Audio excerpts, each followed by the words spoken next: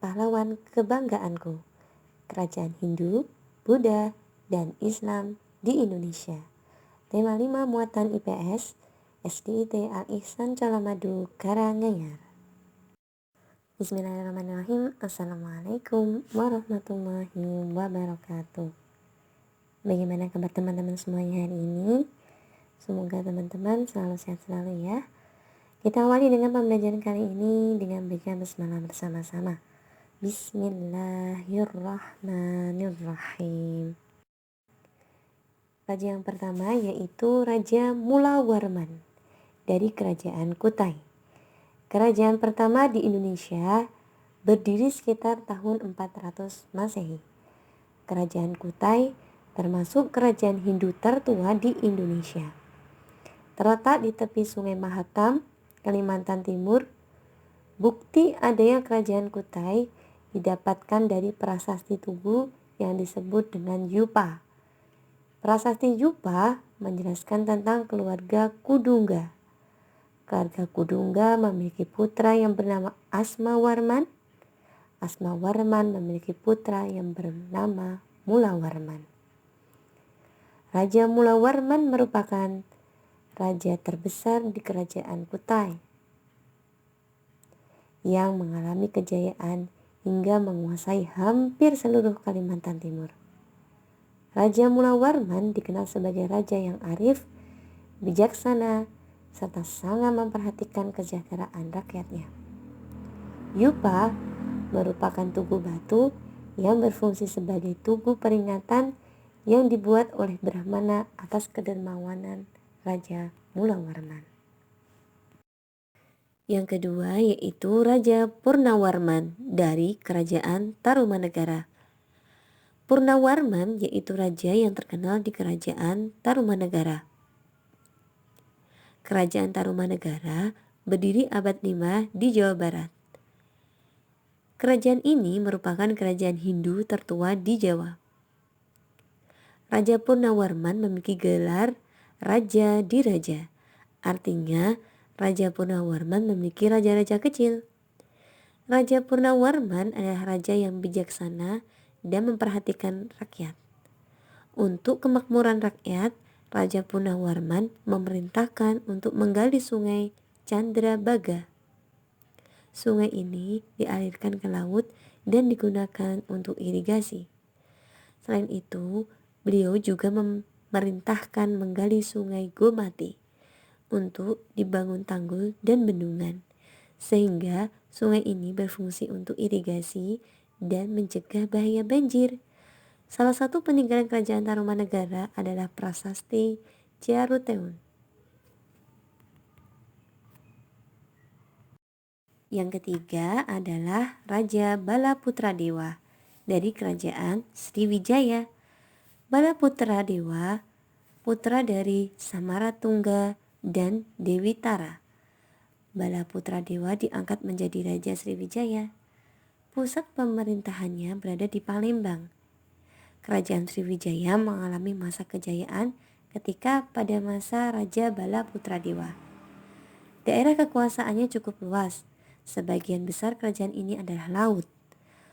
Pusat perdagangan di Selat Malaka yang menjadi pusat perdagangan di Asia Tenggara. Sehingga Kerajaan Sriwijaya disebut sebagai kerajaan maritim. Kerajaan Sriwijaya bercorak agama Buddha. Yang keempat adalah Raja Sultan Iskandar Muda dari Kerajaan Aceh.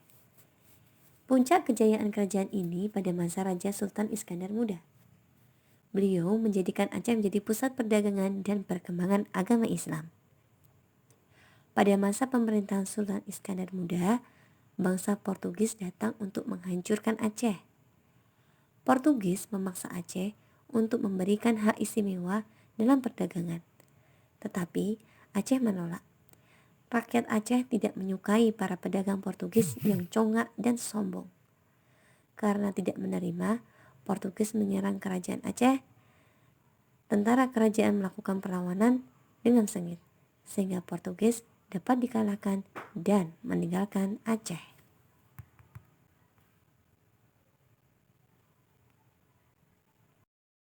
Yang kelima adalah Sultan Hasanuddin dari Kerajaan Gua.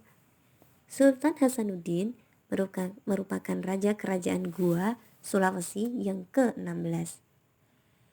Karena keberaniannya, beliau mendapatkan julukan ayam jantan dari timur. Belanda selalu berusaha untuk memonopoli perdagangan rempah-rempah di kerajaan Goa. Namun, Sultan Hasanuddin selalu menolak keras memonopoli perdagangan Belanda. Sultan Hasanuddin dinobatkan menjadi raja karena kepintarannya dan keahliannya. Beliau memiliki sifat arif dan bijaksana. Belanda mudah menghasut dan memecah belah daerah di bawah kekuasaan Goa, termasuk Arupalaka, yaitu Raja Bone dan sahabat permainan Sultan Hasanuddin yang melakukan pemberontakan bekerjasama dengan Belanda untuk menggulingkan kerajaan Goa. Sultan Hasanuddin mundur dari jabatannya sebagai Raja Goa dan memilih menjadi pengajar agama Islam sambil tetap menanamkan rasa kebangsaan dan persatuan. Sultan Hasanuddin tidak mau bekerja sama dengan Belanda sampai akhir hayatnya. Yang keenam yaitu Raja Hayam Wuruk dan Patih Gajah Mada dari Kerajaan Majapahit. Hayam Wuruk adalah raja yang bijaksana. Didampingi Gajah Mada, Raja Majapahit mencapai puncak kejayaan. Gajah Mada diangkat menjadi patih panglima perang kerajaan Majapahit. Patih Gajah Mada mengucapkan sumpah palapa, yaitu janji bahwa ia tidak akan memakan buah palapa sejenis rempah-rempah bila ia belum berhasil menguasai pulau-pulau di Nusantara. Patih Gajah Mada dikenal sebagai prajurit yang gagah berani dan memegang janjinya. Yang ketujuh yaitu Sultan Agung Mataram. Nama aslinya yaitu Raden Mas Jatmiko atau terkenal pula dengan Raden Mas Rangsang. Mataram mencapai puncak kejayaan pada masa kekuasaan Sultan Agung. Mataram menjadi kerajaan terbesar di Jawa atas jasa beliau. Sultan Agung dikenal sebagai pemimpin yang tegas dan keras, terutama dalam menegakkan hukum. Peninggalan sejarah yaitu peninggalan diartikan sebagai warisan masa lampau. Beberapa tempat peninggalan sejarah dapat dimanfaatkan sekali dalam bidang pendidikan. Peninggalan bangunan kerajaan Hindu dan Buddha. Candi Borobudur merupakan peninggalan bangunan suci bagi pemeluk agama Buddha. Sedangkan Candi Prambanan merupakan peninggalan bangunan suci bagi pemeluk agama Hindu. Peninggalan agama Islam. Peninggalan kerajaan agama Islam diantaranya adalah masjid. Di sini ada Masjid Raya Baitur Rahman Aceh, Masjid Sunan Ampel Surabaya, Masjid Menara Kudus, Masjid Agung Kota Gede Surakarta, dan Masjid Agung Demak. Peninggalan kerajaan Islam di antara lainnya yaitu kaligrafi, keraton atau istana, kitab dan kasusastran, pesantren, maupun tradisi. Itu tadi beberapa peninggalan bersejarah antara kerajaan Hindu, Buddha, dan maupun Islam. Kita sebagai warga negara berupaya untuk melestarikan peninggalan bersejarah. Apa saja caranya? Yaitu diantaranya memelihara peninggalan bersejarah dengan sebaik-baiknya, tidak mencoret-coret benda peninggalan bersejarah, turut menjaga kebersihan dan keindahannya, tertib saat di tempat peninggalan bersejarah, kemudian mempromosikan wisata bersejarah kepada masyarakat.